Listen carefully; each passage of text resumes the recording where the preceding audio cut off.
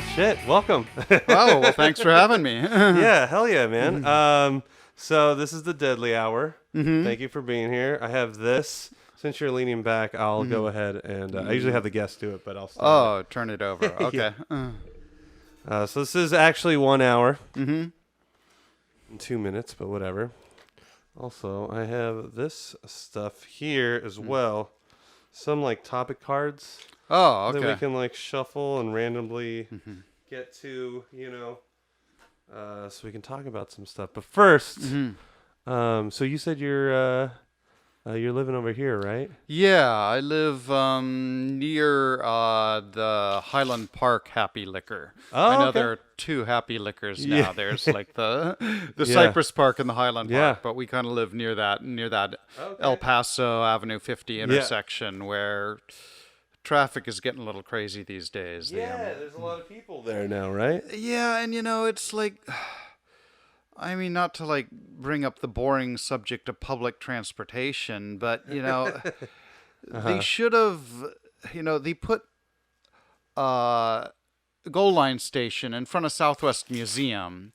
Yeah. And nobody lives really there. I mean, Yeah, a couple yeah. people live there Right, walking. up there, but they're building all of this stuff on the corner of 50 and Fig and around there. Right. And that's where, if you put a station there, that's a major intersection. People could be walking there and stuff like that. And it's just like, you've got this station and now they've even closed Southwest Museum. Right.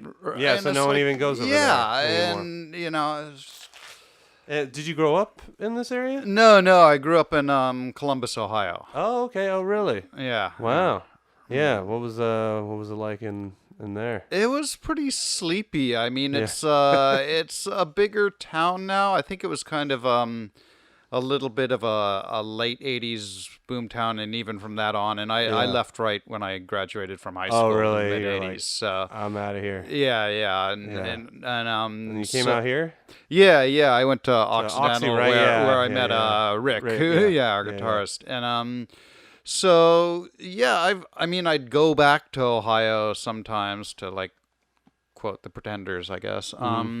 But now my parents don't live there anymore, and so it's few and far between when I get back like, these why? days. Is your house still there? The house you grew up It in? is. I took my wife there just to briefly show her Ohio like a few years back, and we drove by the house. It generally the same, ugly green siding on it. Right. But to the Richard tour. Yeah. But I mean, there are definitely worse towns than Columbus, and it's got with Ohio State University there's a lot of like college stuff, clubs, music, things going on. Yeah, but not when you were growing up. Yeah, I mean, by the time I got to like junior, senior year in high school, we'd There was sneak some into stuff? some of those. But okay. yeah, the music stores I'd go to all the time. I Oh, mean, I've been right. going up, and there was this great movie theater called University Flick that would show a different double feature every day. Yeah. Oh, really? And it was within biking distance of my house. So from the time I was in 6th grade, I probably went to like 2 double features a week Yeah, at that. I wow. saw like every, all the old classic cult horror movies there. The college kids didn't care that they were letting a 6th grader into the theater. They would sell me the tickets for Dawn of the Dead or, Caligula or whatever was showing that we shouldn't be seeing. Right. They're just like, sure, go ahead. Kid, have fun. But that's that was torn down a few years ago. It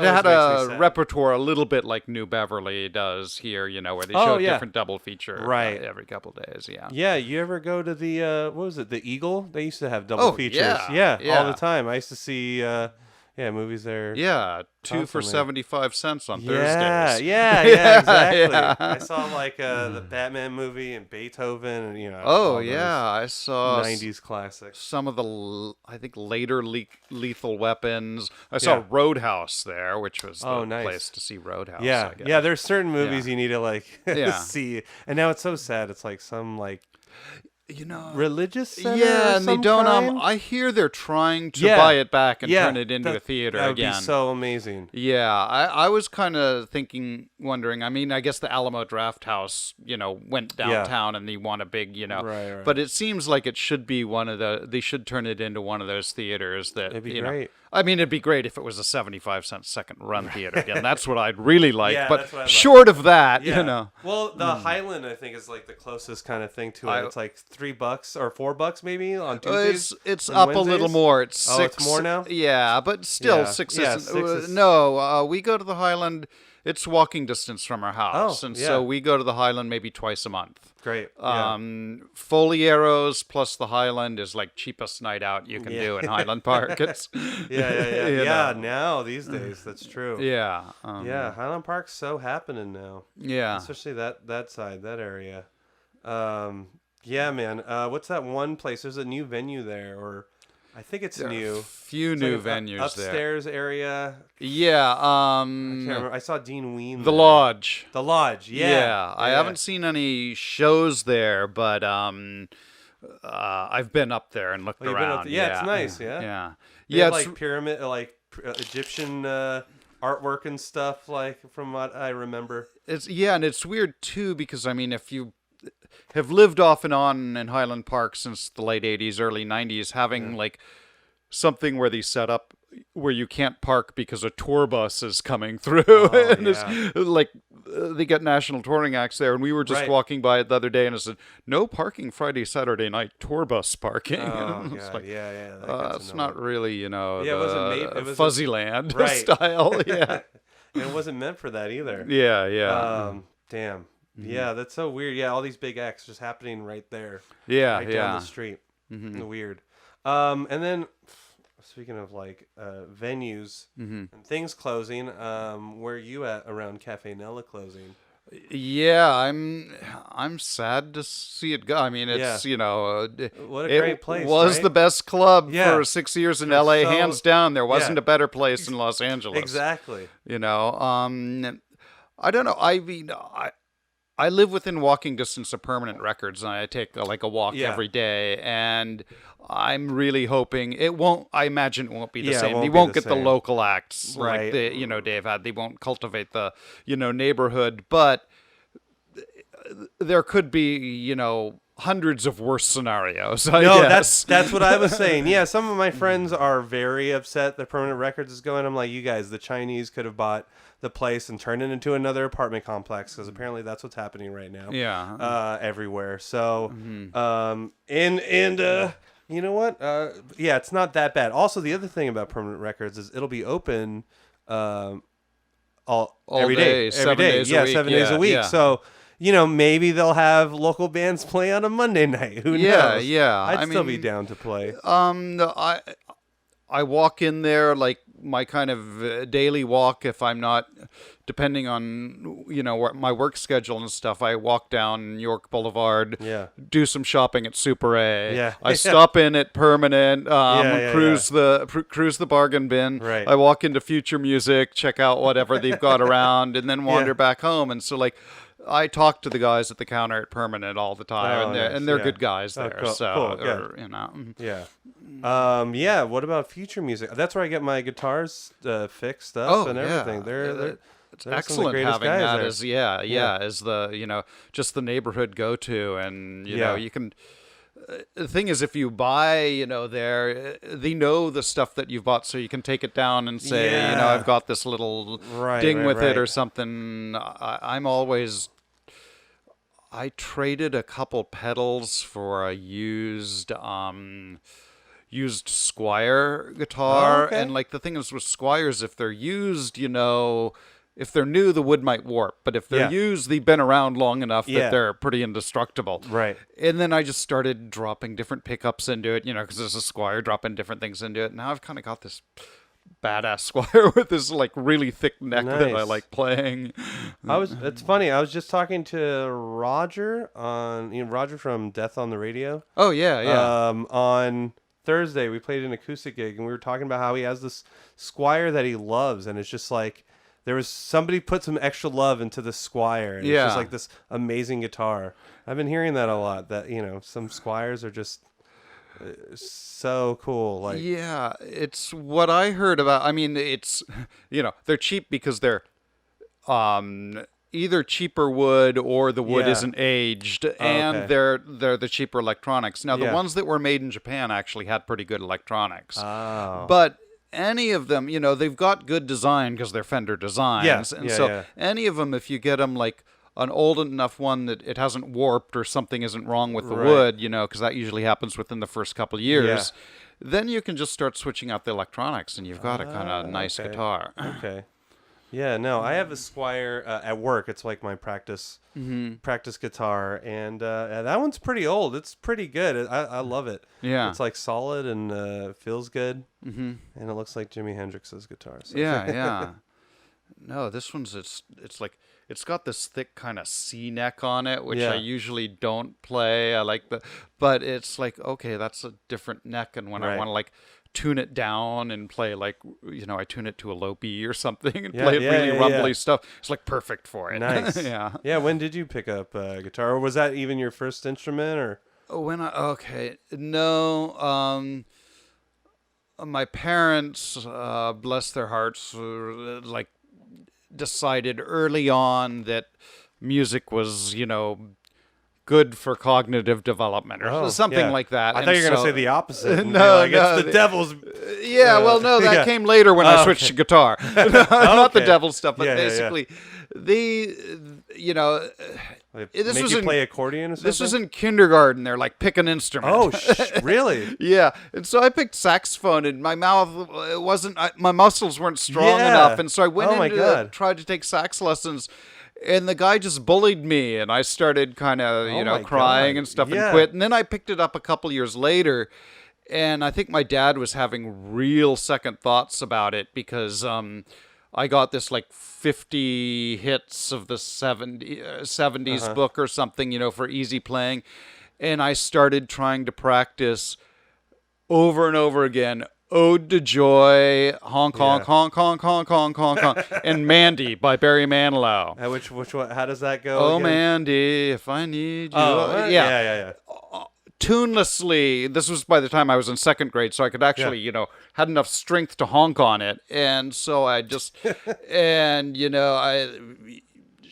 it was probably going through his head. It was like, get rid of the sax or put him up for adoption or something like that. But then I played... Give him the bass or something? Yeah. I played saxophone until I was a junior, senior in high school. I saved up and bought an Epiphone Gibson copy in about 5th or 6th grade. And then... I traded that in right before I moved here and had a guitar that got stolen, and I wish I could find it. It was a 70 or 69 Telecaster body with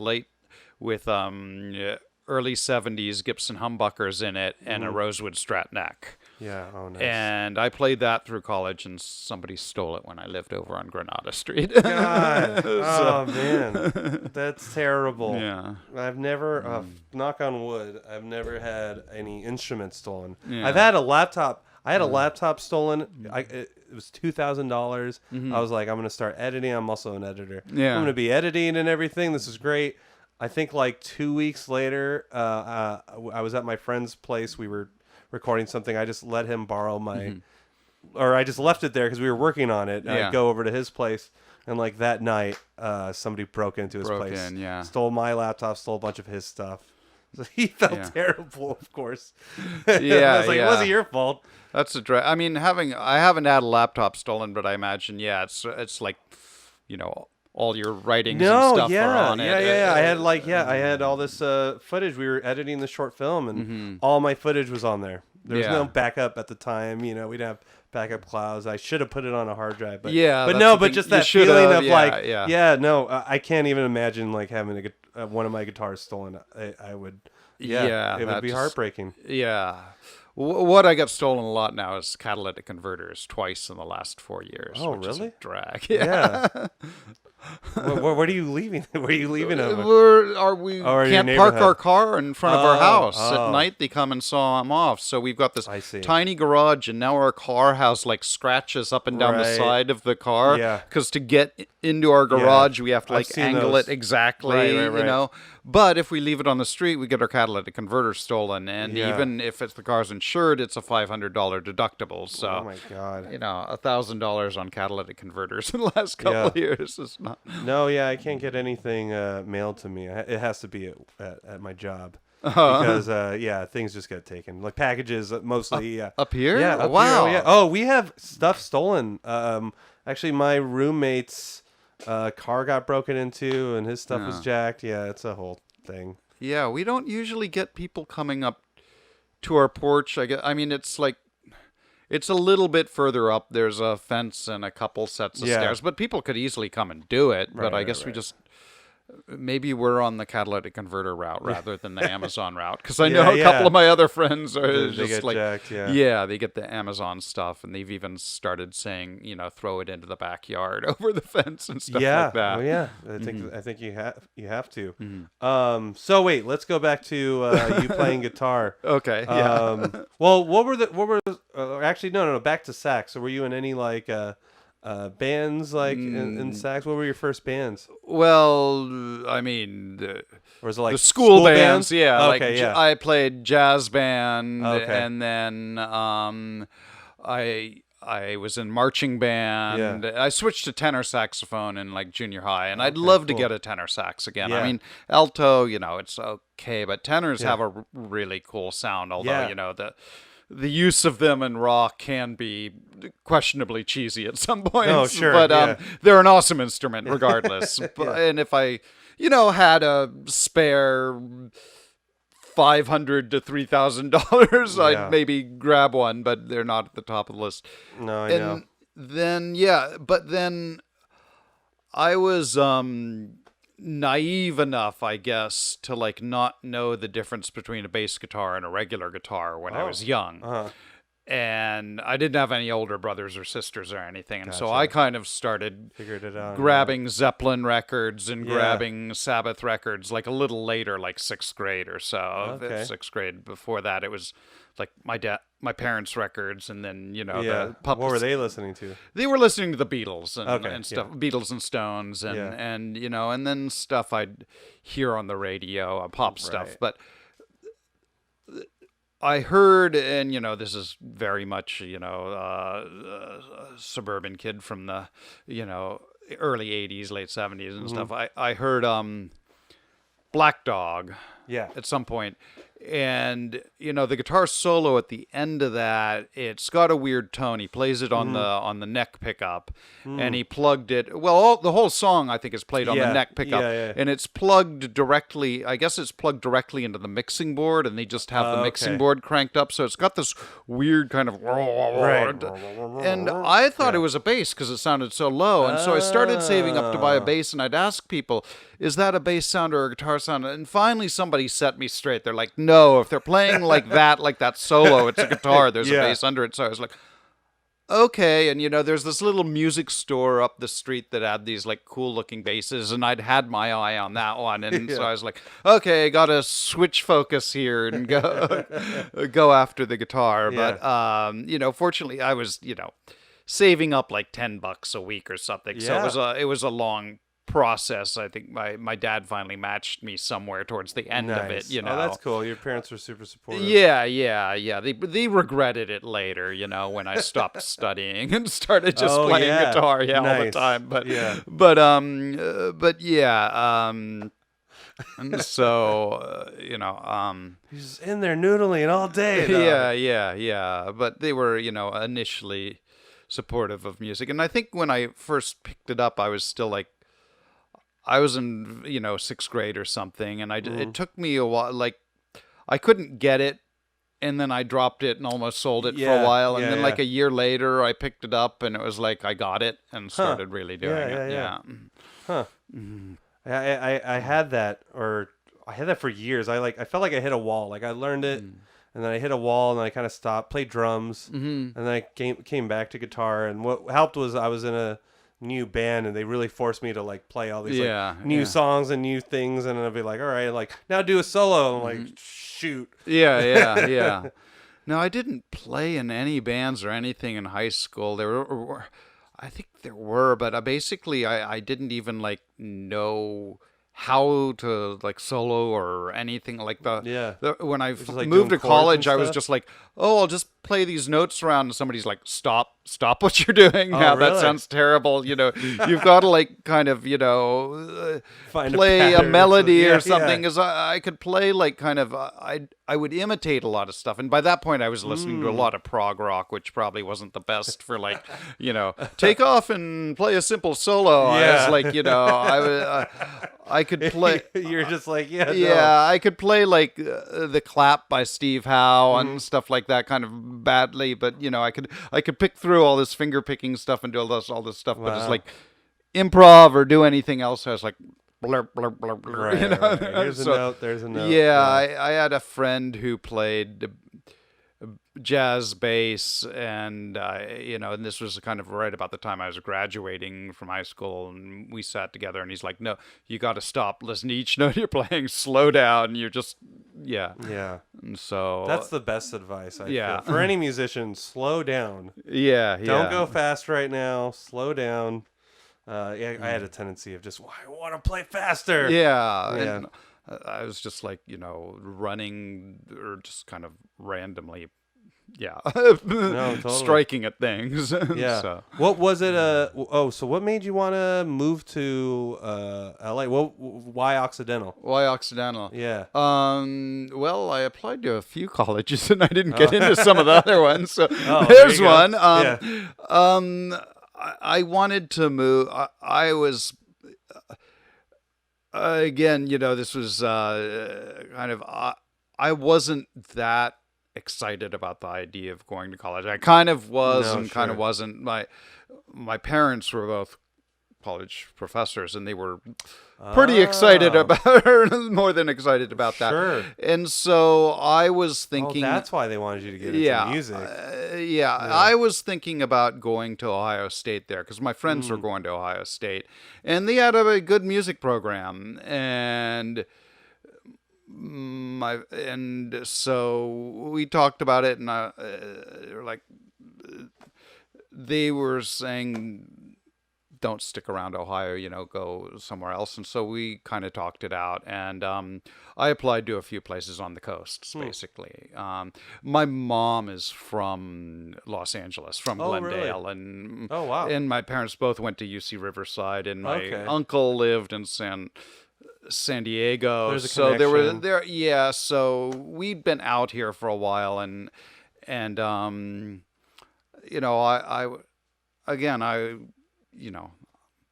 I was kind of fine with going to OSU, but there's something about like, let's try this school, and I don't mean to sound like Eagle my Rock. parents made all my decisions, but there was no, bit totally. of- Yeah, of course. There's a definite drive there, of especially if they're college professors. Yeah, and they Oh my taught at God. Ohio State, and I think they okay. were basically like, Yeah. we've seen the undergraduates here, Yeah. I go think somewhere they else. didn't want me there, for specific reasons. No, totally. Yeah. So, Wow.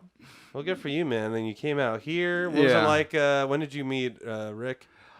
I guess around my junior year or something. okay. Or sophomore, junior. Yeah, no, it was around my junior year. I met him, and we lived together at an off-campus house, and Nice.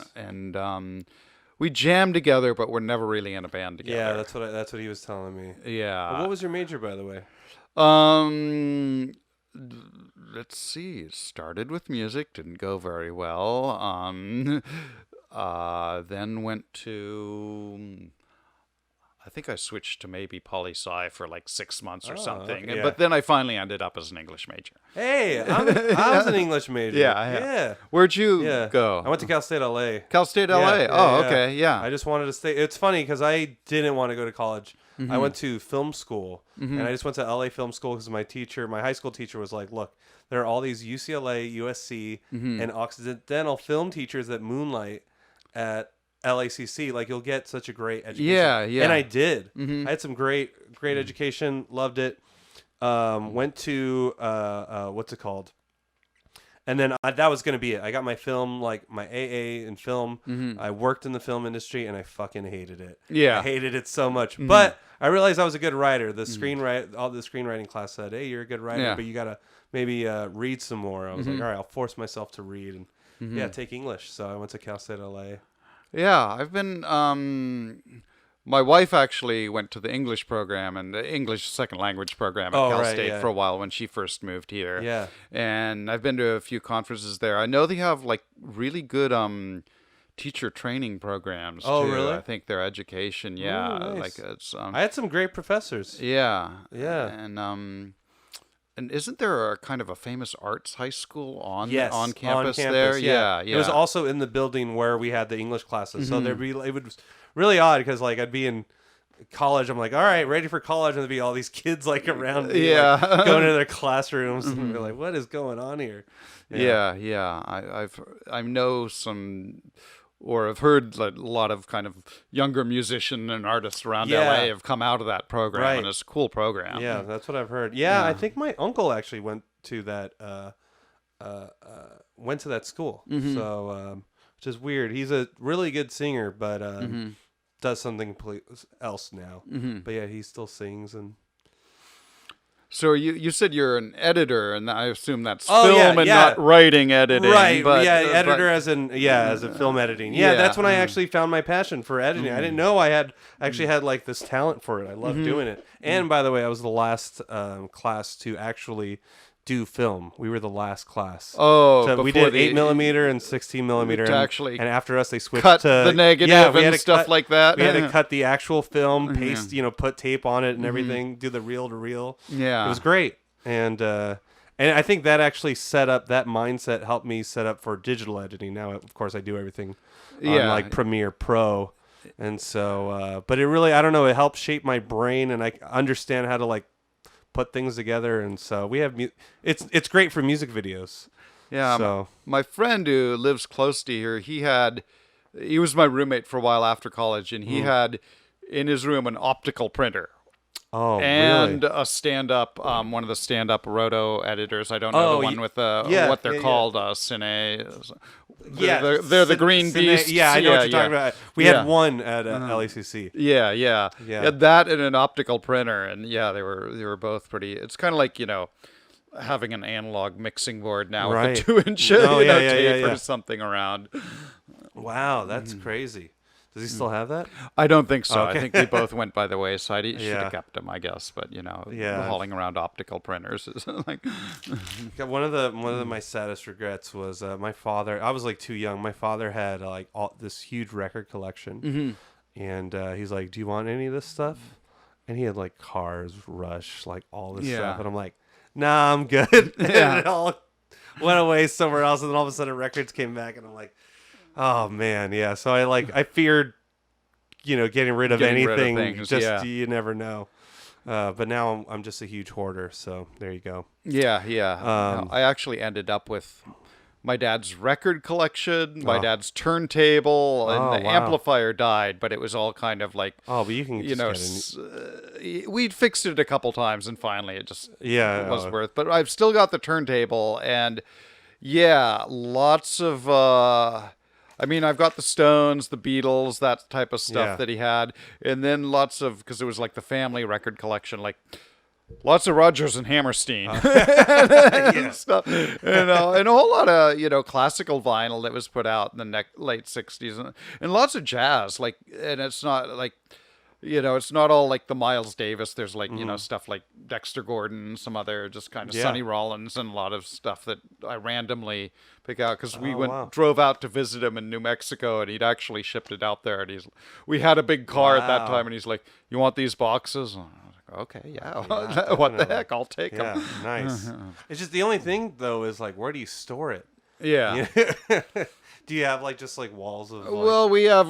It's about 4 or 5 milk crates full. I had a record collection too, and so I was gonna say that kind of fell away. And when I went overseas, and then so I've got some of mine, some of his. There are about 4 or 5 boxes that we've gotten. We just pile them up and then put the put the turntable and everything on top of it. Gotcha. Yeah. Cool. Compared to my collection of like cheesy paperbacks, it's half of 6 of one, half dozen of another in terms of the bulk it takes up in our house. Totally. Yeah. Well, let's talk about oh yeah. Or wait, hold on. Yeah. Right? Something like that? Yeah. I'm close, I think. Dave Travis kind of got it down. He's like, it's the 7S band, which you can understand. It clearly spells it out online. No, exactly. No, yeah, that now I know that because whenever I hashtag you guys, I was like, yeah, 7 S's. Yeah. Excuse me. Oh, do you want some water, by the way? Oh, I sure. have cold and... Cold sounds good. Yeah. There you go. I need some water.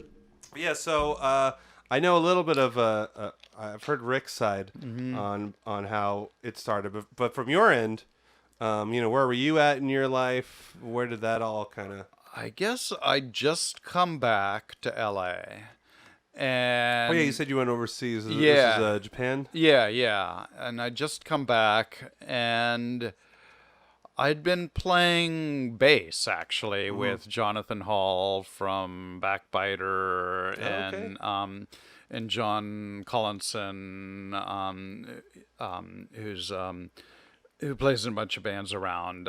He's playing with Jonathan Hall and another band, Magnet Hearts, right now, I think. And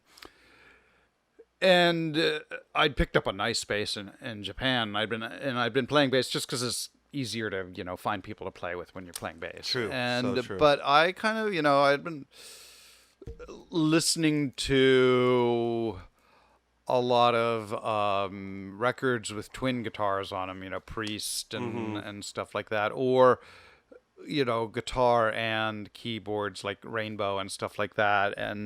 But it was more the twin guitar thing, and I'd always played in a band where it was one guitar. And so I just kind of like, I'd got back in touch with Rick when I got back. We'd been kind of in and out of touch for a while, and I just said, let's try something with 2 guitars, And I think it was good for me playing bass for a long time because, you get that kind of feeling of, not filling up all the space and stuff. Guitar players want to fill up all the space all the time, and when you're playing in a band with 2 guitars, you gotta not share. fill up the space. And then, a lot of people talk about silence being just as important, stuff like that. And I'm as guilty as the next guitarist of filling up a lot of space when I get a guitar in my hands, but there's something to be said about sitting there and resting and stuff like that, and playing against stuff. And I think playing bass, getting into music, getting really heavily into like krautrock, and krautrock. And what kind stuff. of music is that? German, I mean, Can is the most famous. Okay. But, yeah. But there's all the kind of Eno and Harmonia and all of that stuff, minimalist stuff, and then early listening. I mean, I always listened to a lot of Joy Division, which is very minimal, but also the first couple New Order records where the bass is holding down a lot of melody and the guitar is kind of dancing around it a little bit and stuff. So, the kind of the idea of doing something that was different than the straight guitar, and then also having 2 guitars, so when you wanted to get that chugga thing going, you could do that too. Nice. Yeah. No, cool. And then you have your wife, right, on bass? Yeah. Well, it was kind of like our first lineup was, Rick and I, and Jilly was singing for us at that point, and we wanted to record, so John Collinson, who I mentioned, we brought him in to play drums because we'd had a couple kind of people who didn't work out, and he was on our first recording session, and then a friend of ours named Joe Dean, who plays in a lot of bands at Nela too, a fantastic jazz bassist. Maybe seen him probably, yeah. Plays a lot of jazz, some progressive stuff. Really, really good bassist. And he was kind enough to sit in on bass on the recording and rehearse with us for a while.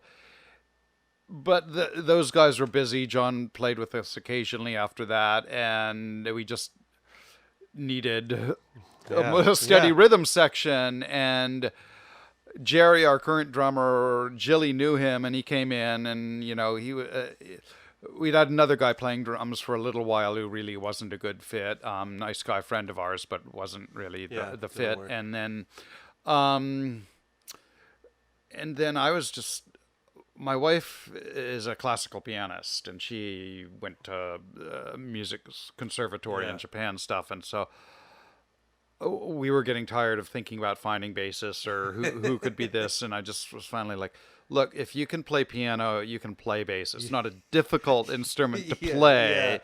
And there was a learning curve, more strength related, I think, rather than because we'd had a couple songs that I'd written on bass that required some strength and some movement. But and so there were a couple times where she's like, I can't play this. But once she got it down, and she's not a flat. She doesn't like, she said, playing flashy bass lines or anything, but she's very good in a band with two guitarists. And just holding, she understands like the counterpoint purpose of a bass from playing piano, and from practicing piano for years as a child against a metronome. Right. She's got just like a rock solid sense of beat. Right. And so I don't have a rock solid sense of beat. I've got, I can play along with a metronome when needed and a click track, but having somebody who it's like really ingrained with there and is just, on the money constantly, it gives us a lot of freedom and pins the band down there. Gotcha. And so, no, she holds it down. I remember even people being like, "Who's that bassist?" Yeah. That's what it is too. Her timing is like so. Yeah, so yeah. good. It's the There kind you of go. being forced to practice with a metronome for an hour a day since you were 5 years old or something like that. So it is like innate. Yeah. And I feel like I need to do that maybe to myself. Yeah. I'll do it, and then 20, 30 minutes in, I'll be like, well, I've had enough today or something. But and Jerry's got really creative rhythm ideas on the drums too. I know he doesn't listen to a lot of early Black Sabbath, he says, but in a way he reminds me, like Bill Ward always said, I'm a percussionist. I'm doing these percussion things. Right. And that's the kind of Jerry's approach to it. It seems to me like he's got that kind of approach like to it. And so again, having, being able to play off each other. I think Mon and Jerry play off each other very well. Nice. Yeah, it's funny you mentioned that. I've heard that where like, how old is Jerry? Jerry's younger, right? He's 30-ish. 30-ish. Yeah. So am I. And I've heard that about myself. It's like, oh, do you know so and so? And I'm like, no. It's like, well, you sound like you were like influenced by them. No idea what you're talking about.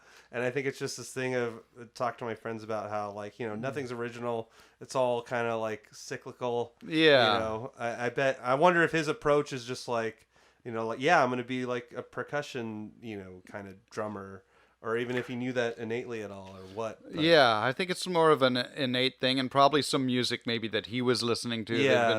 Because he knows Sabbath. I mean, we talk about Sabbath, but yeah, his approach to the cymbals and the hi-hat and the toms reminds me of like you'd listen to those early Sabbath records where Ward's just kind of like carrying things on the top. I loved all that stuff. All right, let's go to the cards. All right, let's see. Oh, shit. Well, we kind of talked about this. Your childhood. Oh, yeah, we kind of covered We kind of that covered that I one think. actually. Yeah. Watch this whole thing is like a like a recap. Yeah. All of a sudden, culture. Culture. Culture. What does that mean to Okay, you? yeah. Gosh.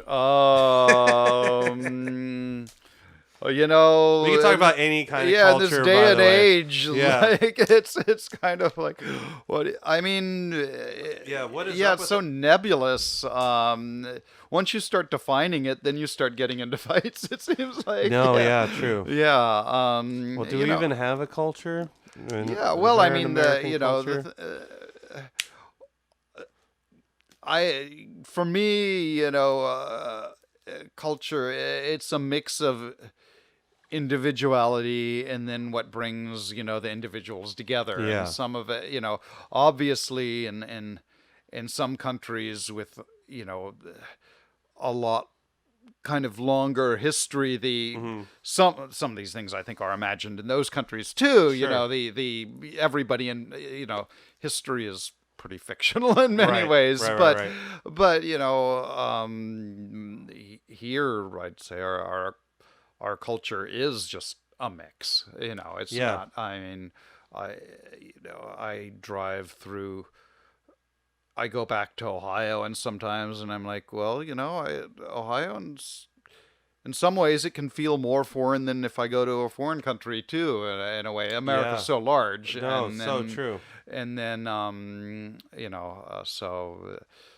not saying Ohio's a foreign country. I mean, I'm Yeah. from there, but No, it's, but I understand. Yeah, there's and Yeah, this place is so vast, so big, and some places are so different. Like I went to Europe recently, and now I'm like really excited. I don't know, that was fun and different, but like still kind of familiar in a weird way. yeah. Just because I grew up at least, reading books, from British books. I was in London. Yeah, British books. British and books. then- Went to Germany, so I'm familiar with, of course, that history. yeah.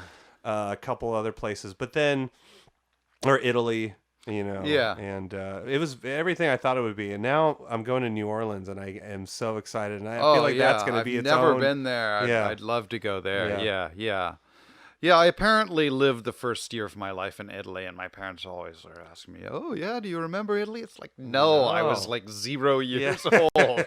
Yeah. So. Damn. Oh, so you're technically Italian, or No, I was born in Columbus, Ohio. you're born in and then, Columbus, yeah, and then they spent a year there. Then they popped me on a ship. I guess it was a ship in those fuck. days because we were moving over, Yeah. for a year, and so a year or a Jeez, little with over. a baby Yeah. in Italy. Where in Italy? Florence. Florence. Okay, I was just in Florence. Okay, well, you Yeah. know it better than I do. Yeah, even though I lived there for a year. Right. Yeah. Jeez. Yeah, it's that might be the most beautiful place I saw. I'd like there. to, technically go back, but really Right, go yeah, there go at there some and point. actually Yeah, experience it. Experience it, Yeah. yeah.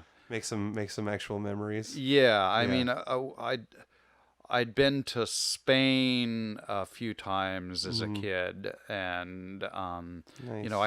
I was old enough to have memories of Yeah. it, but the only place I've been in Europe as an adult is England. I went to London for a few weeks when I was after college. Oh, So, nice. yeah. Yeah, it wasn't too bad there. I thoroughly enjoyed myself there. I Yeah. had a fun time. Next card. Psychiatry. God. Psychiatry. Yeah, psychiatry. What are your thoughts on psychiatry? Ah. Man, what are the cards that I picked? Yeah, I don't know. I mean, Do you my see? mom's a psychologist. Oh, really? But is more in the kind of experimental. She did music perception, and she studied how really? people remember music and stuff like that. Oh, interesting. And I do a lot of editing of papers that come over. I still work with some people in Japan, and they send me some research papers, and a lot of those are in psychology and things like that. Oh, But interesting. psychiatry, I don't edit that. I'm not so Right. sure. But wait, let's go back to what you brought up.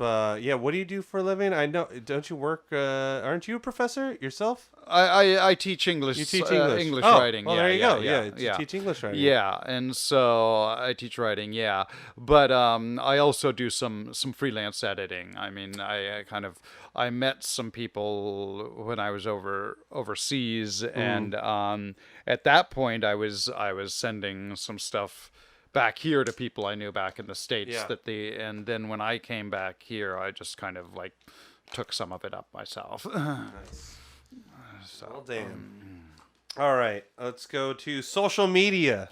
Oh That's boy, a fun one. yeah. I see you're active on there. I'm active, and then I try to rein it back in, Yeah. and I have one. I mean, you're not like active like some people. Some I know people are, just yeah, like, yeah. oh my god. But no, I see you post like, Yeah, I'll rant when yeah, I yeah, need to. yeah. I've thinned down my presence, and you have like, there's the global one, and then there's friends, and then there's certain groups Oh, of yeah. friends, and so I'm kind of like, I'm a little warier. Like I thin down, with people I actually have known and met and know pretty well Right. and stuff like that, because I get a little wary of, people rightly say that a lot of stuff gets out, and I only do Facebook, and Facebook is apparently the worst, but it was the first one I did. So No, totally. I don't, Twitter, Instagram, things like that. It's like Facebook causes me enough attention deficit disorder problems. If I had like two of those, I've thought about maybe migrating to one and shutting down Yeah, Facebook. yeah. But the thing is, I have friends from Japan. I have friends from Right. Ohio. No, I have it's so friends convenient. here. Yeah. And I'm in touch with them. So Yeah. I think the more is just like being careful with it and turning it off occasionally. Yeah, no, it's important to undo all that stuff sometimes. Yeah. I kind of did that. I transferred over to Instagram. I actually really like Instagram right now. It's just Yeah. fun putting up pictures or memes and silly stuff. But then I've recently kind of come back to Facebook, and Yeah. I don't know, it's fun. It's kind of a nice tool. I get to communicate with you or other musicians that I want on here, so it's a good tool to have. But like, I just think it's, and then to promote, like, Yeah, I mean, I don't know what you're doing on Facebook if you're not a musician or trying to plug something. I don't know. Yeah. Well, you're keeping in touch with people you haven't seen in Yeah, a while. no, yeah, maybe. it's I mean, true. I wouldn't be in touch via email with most of my friends from high Right. school, Yeah, other I than guess- one or the other, or yeah, something I like guess that. so. And some of it you might not need or something. I guess but, for myself. I mean, yeah, I have family that I keep in touch. I guess I was more speaking about myself. I wouldn't know what if I didn't have a band or anything. Yeah. I probably just wouldn't even be on there. Well, that's one thing that's kept me there too. Is that I'm like, well, I could just quit, and then I'm like, what, if I have a show coming up, what am I going to do? Xerox flyers and drive around these days or something, Yeah, exactly. And so Go in front of the Wiltern and just pass out flyers. Yeah, when yeah, the yeah, show or lets- like- lets out. ask people for their physical address for their mailing list. Yeah, or something there you like go. that. Yeah. All right. Oh, here we go. Marijuana. Marijuana. Yeah. Thoughts on marijuana? Thoughts on marijuana? Well, it's certainly less dangerous than some legal substances. Yeah. Well, do you partake? Very, very rarely. And here's the thing. I honestly wish I could more, because I have slight fibromyalgia, and like, it's not bad, but I have muscle issues, and Gotcha. I have some back pain Yeah. from amps Yeah. and stuff like that. And I kind of accidentally, I was kind of the opinion that the whole medical marijuana thing was, hippies who wanted to smoke Yeah, and stuff yeah. like that.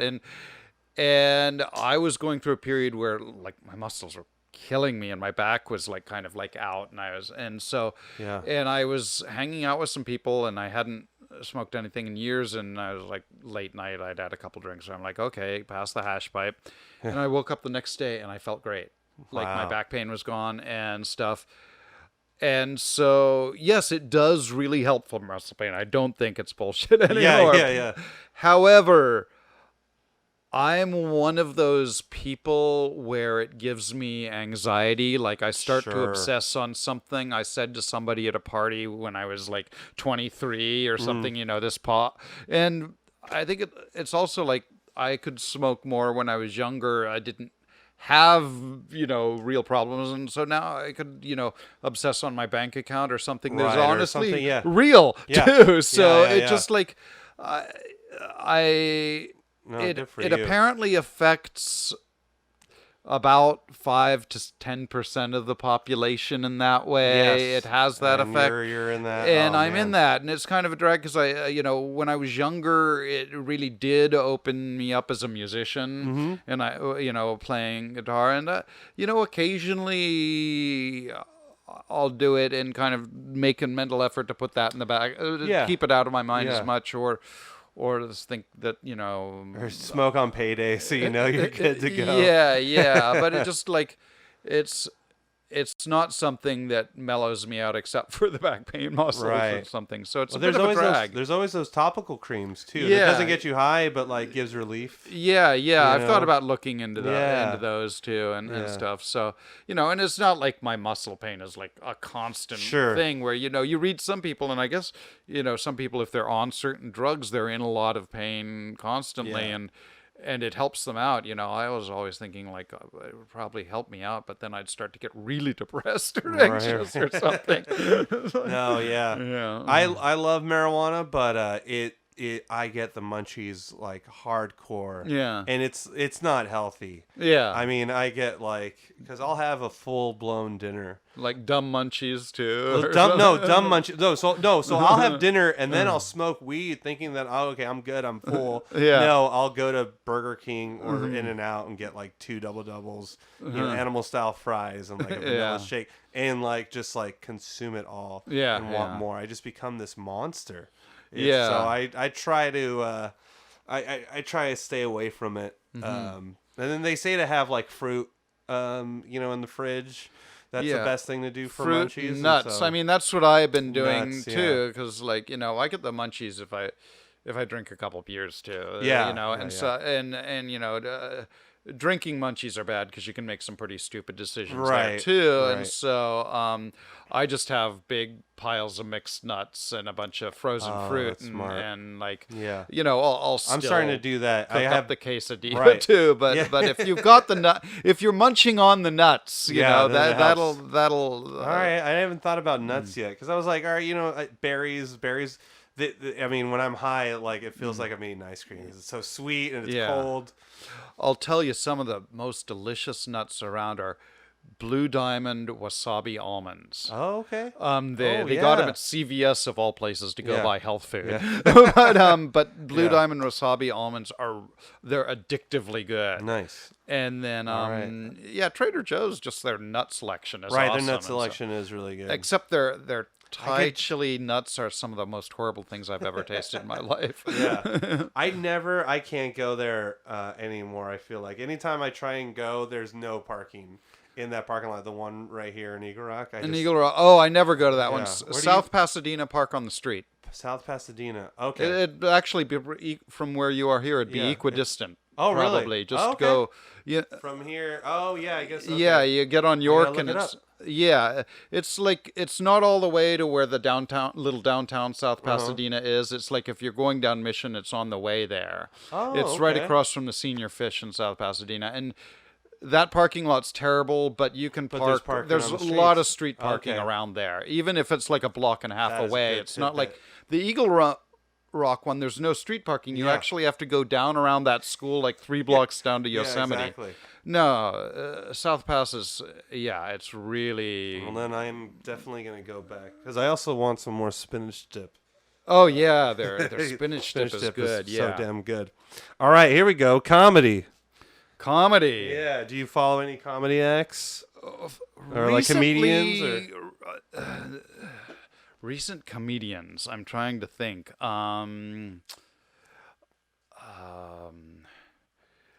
My wife really likes, is it Russell Peters, the guy from Canadian Indian guy? Yeah.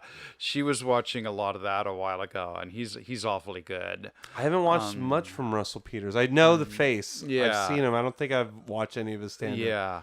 Is he just a comedian, or is he also like been in movies? I don't think he's been in that many movies. Yeah, okay. Then it is who I'm thinking of. Then I definitely haven't seen his stuff yet.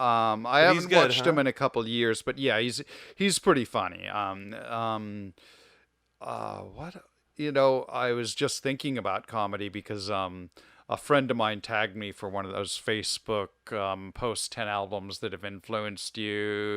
Don't comment on the covers, which I always feel I'm going to comment on the covers or whatever. But, excuse me, don't want that on the mic. No problem. Yeah. I'd done one, I think, a year or so ago where I'd kind of posted a lot of rock. So I was like, okay, I'm going to, everything non-rock, like comedy, soundtracks. Oh, okay. I included like rock adjacent, like some ambient stuff, Sure. and things like that. But it didn't have the rock beat. It was kind of my thing for it.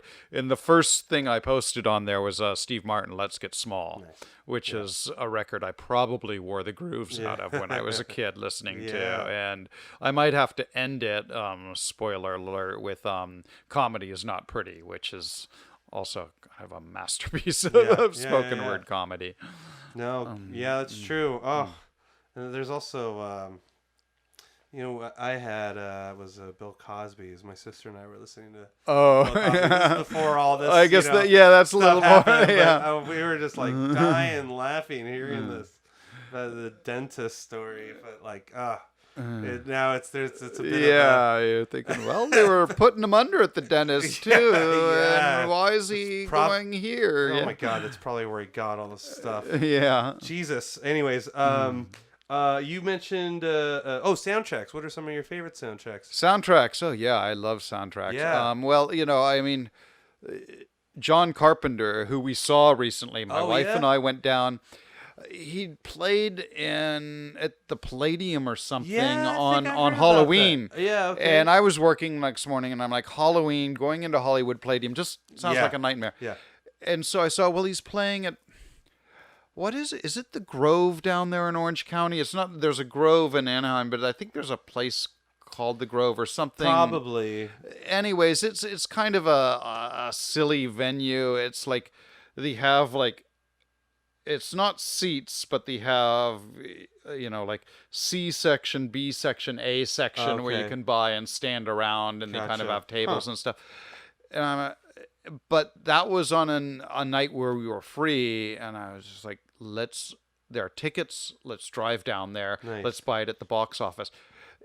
I walked up, and the woman's like, well, do you want the front row, or do you want the back row? Or do you want the other areas? And I'm like, well, how much more is it for the front? She's like, $5. Like, yeah, sit us in the front row. So I was like as far from I am from you, from Carpenter, doing all his soundtrack stuff. Wow. And those early Carpenter soundtracks are really influential on me. I mean, everybody, nicks them these days for, Stranger Things and all that stuff. But there is a difference in the quality of it. I hear it. The only one I know is Halloween. And I love the shit out of that. Like everything, like not just like the theme. I'm sure you've heard, because they get sampled a lot in there, and think Escape from New York. Oh, and the one that gets sampled in a lot of rock stuff is Assault on Precinct 13. Oh, okay. Yeah. That's the one that's like. Oh, please. Is there a pick here? There's a pick actually right here. Okay. Under the card. Yeah, there we go. I think that's the one that's like.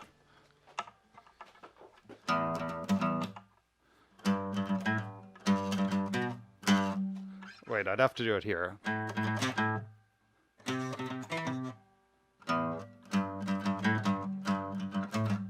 I'm forgetting now, but no. Maybe, yeah. Oh, okay. I think so. That's it.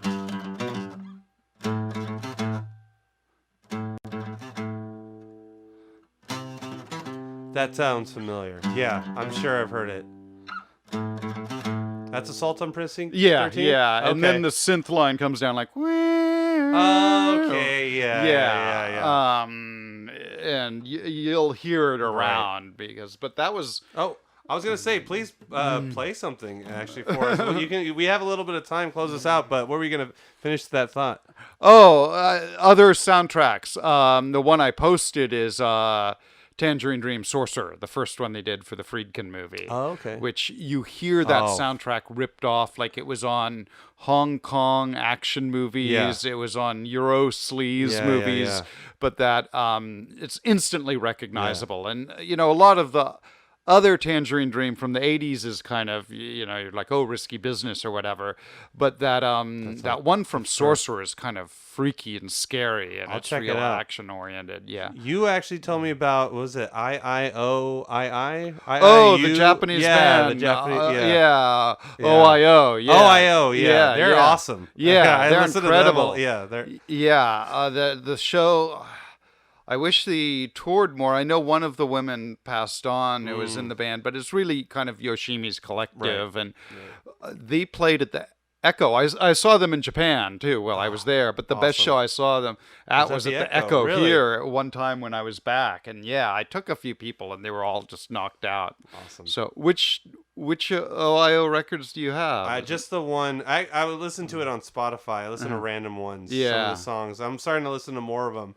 But, like, there's some that I have. So I just create playlists. Yeah. And then add certain songs. And then I'll go back and, like, kind of, like, I don't know. I have this weird method of, like, listening to music. I won't listen to the whole record anymore. I'll, like, pick, like, the first 2 songs, put them in a playlist, play that playlist until I'm tired of it, and then pick 2 more songs of different artists. You know what I mean? I don't know. That's just the way I've been doing. It's exciting for me. Yeah. The ones I really suggest, the full record by them that's amazing it's called Green and Gold, I think. Okay. And it's an earlier one. I'll just listen to the whole album. Yeah, and then there's one called Kira Kira Kira, and that one has this song at the end that has this kind of weird King Crimson-esque guitar thing going on with trumpets and drums that are kind of like slightly off the beat, then come back onto it. But I like all their stuff. Some of their later stuff is just a little more kind of tribal, random stuff. Yeah, I think that sounds like more like what what I've been hearing. The early stuff had a lot more rock guitar and drums and horns on it. Yeah, I mean, I like it all. Yeah, I still like the tribal stuff. Yeah.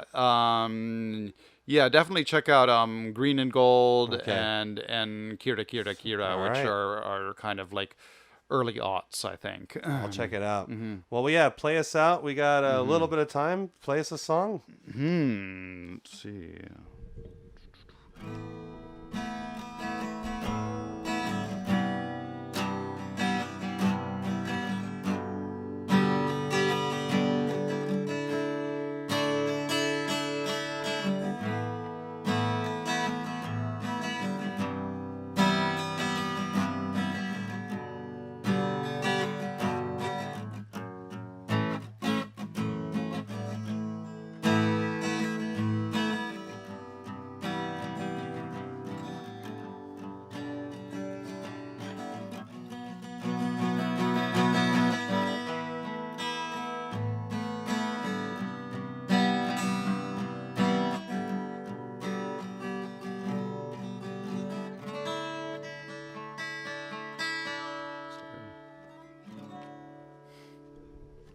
Perfect timing. We just ran out of sand right when you finished. That was great. Yeah, I was watching the sand. Oh, you're watching it. Yeah. Okay, I was like, wow, that fit perfectly. Well, thank you, man. Thanks so much for being on here.